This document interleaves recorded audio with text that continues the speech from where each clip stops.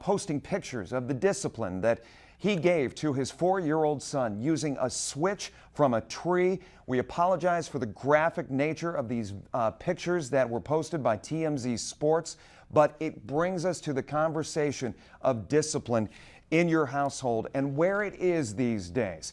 Coming up in our second segment, we're going to talk a little bit about what you out there thought when we posted this to you on Facebook. Where are we as a nation when it comes to discipline? Where are we here in Northwest Ohio? What are your thoughts and feelings? We have assembled a group of individuals here today to talk about this topic, representing Behavioral Connections and also Harbor here locally in Toledo. Ellen Terry, Andy Heft, and Stephanie Speck. Thank you all for taking the time. I know this is not a comfortable conversation to have, but it is an important one, just like the one we had last week.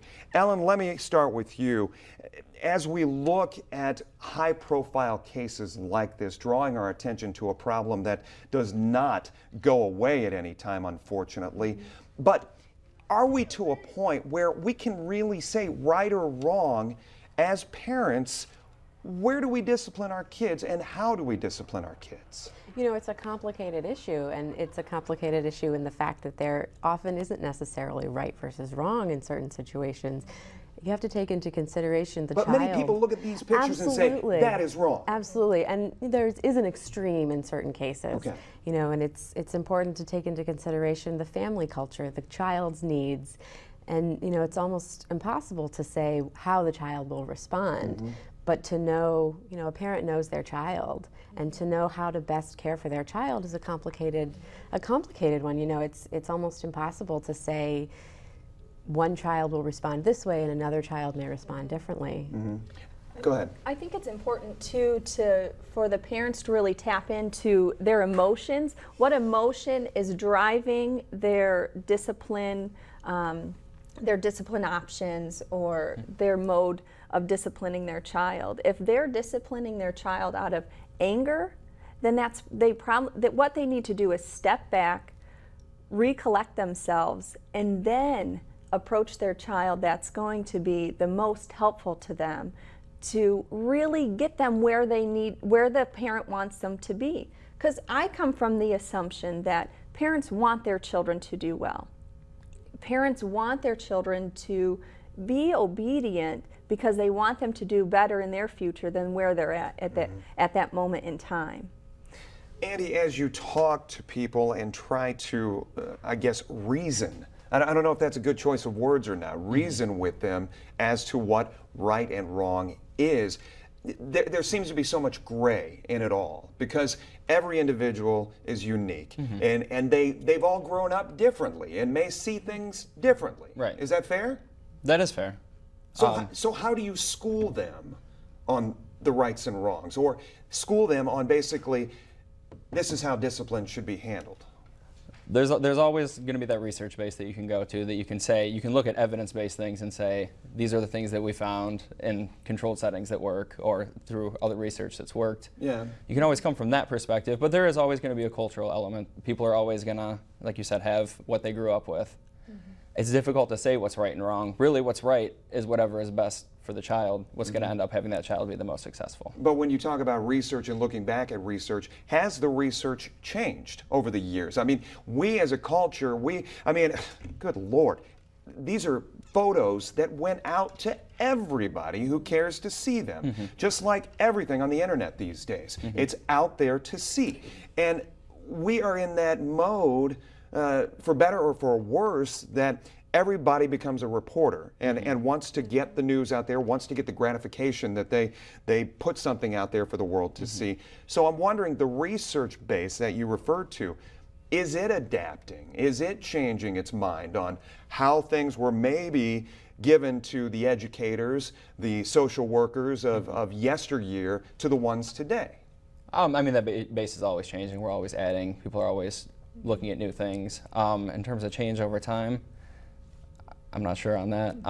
Stephanie, I mean, do you think of things, and excuse me for asking this, but I mean, from day one that you started talking and counseling, but were you telling something different then than you are today? Well, even within the work that we all do, I think Andy makes a great point that that evidence-based practice, that's always changing. The research is always changing.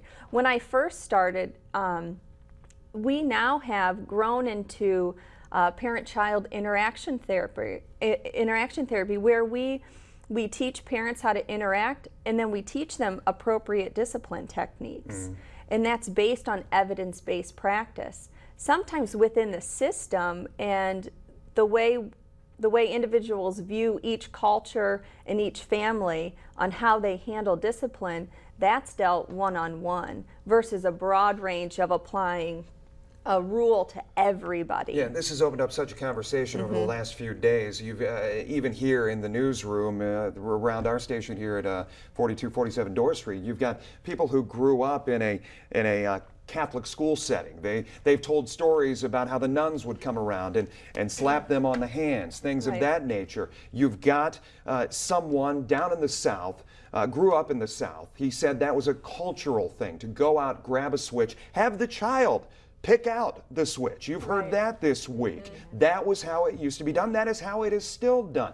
So how do we, I guess, grow from this? Is this a teaching moment, or is this just it is and it always will be? It can absolutely be a teaching moment, and one of the great things that you just mentioned was this is a conversation. People are starting to talk, and people are saying, this is my experience, this has been a different experience that others have had, and we can learn from each other. We can absolutely take the different pieces from a culture across the country that has worked in certain situations for certain children to help them, as you were saying, thrive and meet the expectations of the family. And if it's a conversation starter, if it's something that opens this up, this dialogue for people, and it's a hard topic. It's not something that people feel very comfortable with. I want to share a story. WXYZ in Detroit caught up with a couple. The husband was disciplining his son the way he saw fit. I don't want to steal any more thunder from the story. Let's take a look at this story that came out of Monroe. Honestly, I just wanted to do what I felt was right for my son. It's the photo making waves around Monroe, a father hoping to teach his little boy a lesson. Rob Devine says his 4-year-old son Tristan had been getting in trouble at school for repeatedly hitting his female classmates.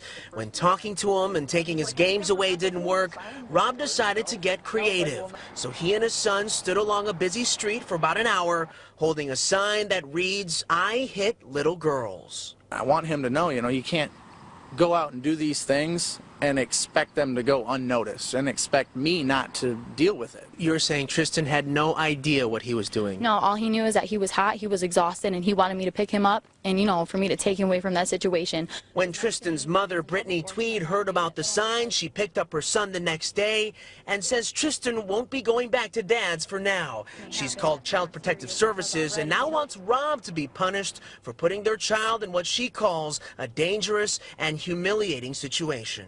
I feel degraded for him. I feel sad for him.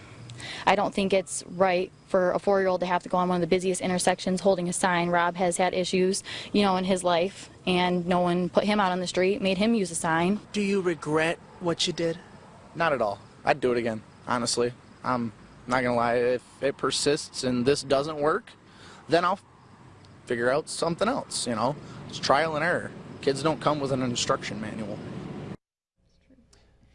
And that was the story out of WXYZ, an ABC affiliate up in Detroit. We were talking during the airing of that story, and I said it's funny because, not funny, funny, coincidental that judges in our court system have done the same exact thing. We've seen it over in Cleveland as a form of punishment. When you do wrong, you are going to be put on public display, right or wrong. Right. Well, I think what they're trying to do, and it goes back to what I was saying earlier, he wants the best for his child. And I know we don't know him personally at all, but he wants the best for his child. He wants his child to do well. But one thing to keep in mind is, how old is that child? What type of developmental process are they going through right now? And that's something that we all look into as clinicians, as case managers, to figure out, okay, what is their capability of understanding this situation? What are they trying to accomplish? What was his goal in using that negative behavior? What was he trying to achieve? and let's try to figure that out so now he can be successful. I think the one thing that father was missing is other support systems. Mom had another idea, and I bet they have some other support systems they could have really tapped into to make that child make a better choice for the future. You know, some of the responses, we're going to share them with folks in the second segment from Facebook and what they were saying, their own experiences. There's that bad cop, good cop in the household when you have a two-parent household. There's not that luxury in a lot of households. So how do you school parents on trying to find that balance if they don't have the other side? Always make sure you have a support system, like Stephanie said. It doesn't necessarily have to be another parent. It can be a grandparent. It can be a friend. Just make sure you have someone you can talk to, someone you can share your ideas with. Say, hey, does this sound reasonable? You know, I would have always, if I'm gonna. Yeah, but who's to say their reasoning is any better than your own? Oh, I mean, that's true. They may or may not. But to talk about something before you do it is always a good idea. To get a couple of opinions, then you can at least fully think what you're going to do through. Ellen, talk a little bit about, as we try to wrap up this first segment, talk a little bit about, I guess, dealings day to day, and when you come upon a case from a standpoint that you know it's not going the right direction, how do you get through? Because we are very set in our ways. I know how I was raised. I know how I want my 3 kids to be raised. Some of the things I do may not vibe with other people, but I feel what I'm doing is right. And it never, and some of the comments we get, you know, it doesn't need to get to the abuse part of it. Definitely. And you know, you make a good point that people are very set in their ways. People want to do what they're comfortable with. But I think there's always, in absolutely every situation, room for education. You know, and like Stephanie was saying, to take into consideration, where is this child developmentally? Where are they emotionally? What's going on for them in their world? And to offer that education to the families and the support systems, to the people who are around the family, the people who, you know, are engaged with this child and this family on a daily basis. You know, to bring in different thoughts and different ideas for people is really, really important. And there's always that place for trial and error, but also some education for the family about different options, different choices, different things that have worked. You raise your voice to your kid these days, and you get looks of, you know, disdain and scorn, like, shouldn't be doing that. But there's no manual. That father said there's no manual for raising your kids. But are we to a point where you can sit here and say, as counselors, as clinicians, you're saying spanking is wrong? Yes, no? Are we to that point? Depends which system you ask. You know, What does that mean? You know, there's some systems out there that, you know, when we go and we talk about cultural issues. Beating is wrong, but right. I guess I should have. In deciphering the difference between what's going to be traumatic for that child and what's going to be most helpful for them. And I think we might not be able to say yes or no. We wouldn't support spanking. We would support other opportunities. And what we're really looking for is for parents to ask for feedback. Ask, hey, what am I doing? I'm doing this. It gives me a certain feeling. I'm not quite sure about what that feeling is. What do I do about that? And being open for feedback.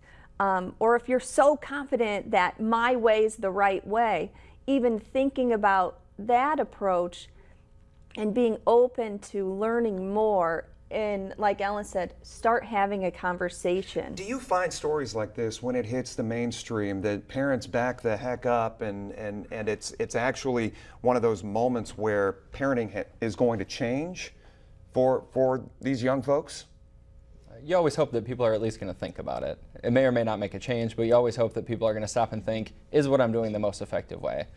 If spanking is something maybe that culturally you've always done, as something you believe in, you have to step back and look, is that really effective? I think that's one thing parents really need to stop and think about, is to say, is what I'm doing getting me the results that I want? Whether or not it's something that I've grown up doing, it's something that I feel comfortable with, is this really guiding my child in the right direction? And seeing this play out in front of everybody's face, in front of TV screens all across the world, I mean, is this a benefit to anyone?